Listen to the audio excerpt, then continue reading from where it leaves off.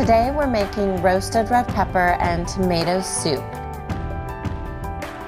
So the first thing you want to do for this is chop your onion. You want to keep the root on the onion so that it doesn't fall apart all over your cutting board when you're chopping.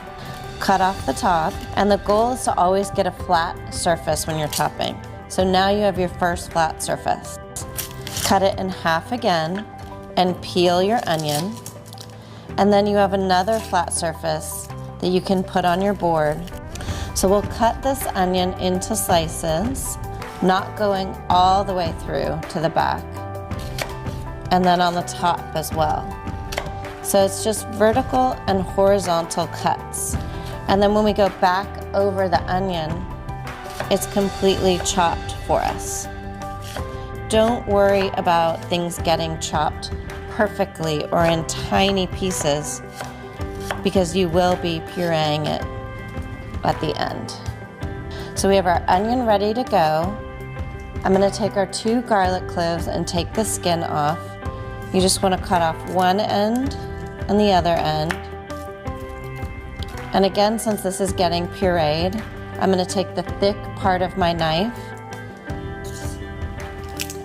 and just smash the garlic clove a little bit. It makes the skin come off so easy. Tuck your fingers under when you're chopping.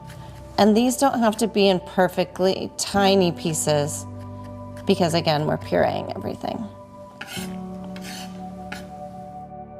Okay, so the first thing you want to do is preheat your pan. Warm it up before you add any oil to the pan. And then you always want to add your oil and let that heat up before you add your ingredients. Otherwise, the ingredients just sit in the oil. We'll add our onion, and it's starting to sizzle, which is what you want to hear. You add your ingredients, and we'll let the onion sweat for a second and soften before we add our garlic and herbs. I'm going to salt a little bit as I go, because if you salt as you go, it punches up the flavor of whatever you're cooking instead of just adding salt at the end, which just makes your food taste salty. To chop our thyme, we're going to peel it backwards off the stem onto our cutting board, and these tender pieces at the top you can just pinch off and chop. We're also adding basil to the mix, and we're just going to chop up a few leaves. So we'll chop these roughly, and we'll add the garlic, the thyme, the basil, and it's going to start to smell really good in your pan. Make sure you watch the garlic. You don't want to burn the garlic. So if you have to turn your heat down, you can. And at this point, you're ready to add your peppers and your tomatoes. These are just jarred roasted red peppers that you can buy at any grocery store. You are welcome to roast them yourself if you'd like to. And then stewed tomatoes that get added with their juices. We're gonna give this a stir.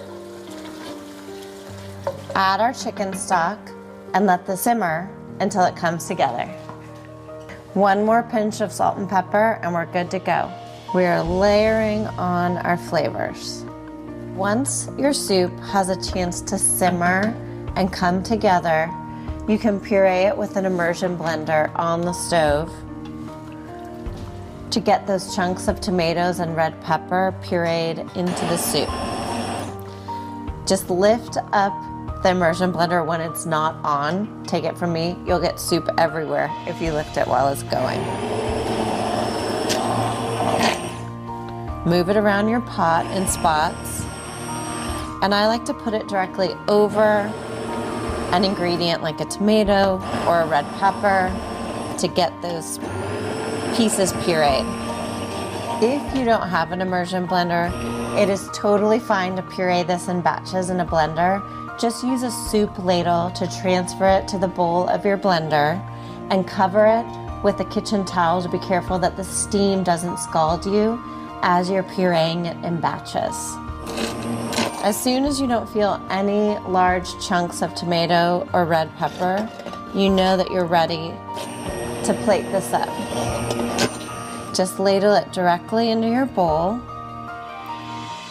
And you can garnish it with a little dollop of creme fraiche, non-fat Greek yogurt, sour cream, or you can leave it just like this with a few extra herbs and a sprinkle of crunchy sea salt. It's a delicious, flavorful soup that I hope you'll love as much as I do.